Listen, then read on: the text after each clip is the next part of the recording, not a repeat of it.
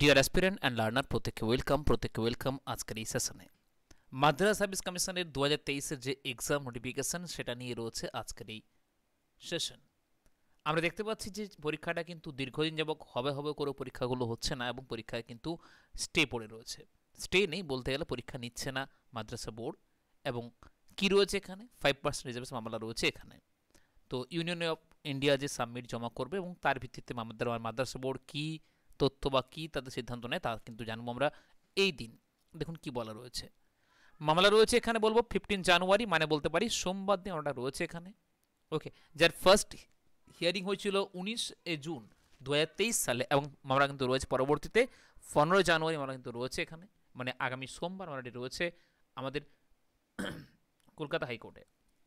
তো মামলার রায় কি হতে পারে তা তো জানা বিষয় নয়, এবং যদি মামলার রায়ে যদি মাদ্রাসা জিতে যায় তাহলে কিন্তু যদি ছাড় দিতে না হয় তাহলে পরীক্ষা বলতে পারি আমরা যে মার্চ মাসে কিন্তু পরীক্ষা সম্ভব, নেওয়া পসিবল এখানে। যদি মাদ্রাসা কোনোভাবে হেরে যায় তাহলে বলবো নতুন করে ফর্ম ফিল আপ মানে ছাড় দিয়ে এবং হয়তো মার্চ মাসে পরীক্ষা নেওয়া সম্ভব। তবে পরীক্ষা যে জানুয়ারি বা ফেব্রুয়ারি হবে না এটা কিন্তু আপনাদের আমরা প্রত্যেকেই বুঝতে পারি বা বলতে পারি, কারণ না আছে স্লট ফাঁকা, না আছে কোনো টাইম ম্যানেজমেন্ট। ফেব্রুয়ারিতে আমরা প্রত্যেকে বলেছিলাম যে আমাদের 10th এবং 12-এর এক্সাম রয়েছে, এবং আমাদের জানুয়ারিতে কিন্তু টাইম নেই বললে চলে, সাথে এক্সামও কিছু রয়েছে। তাই প্রত্যেক আশা করতে পারি যে মার্চ মাসে কিন্তু এক্সাম হলেও হতে পারে।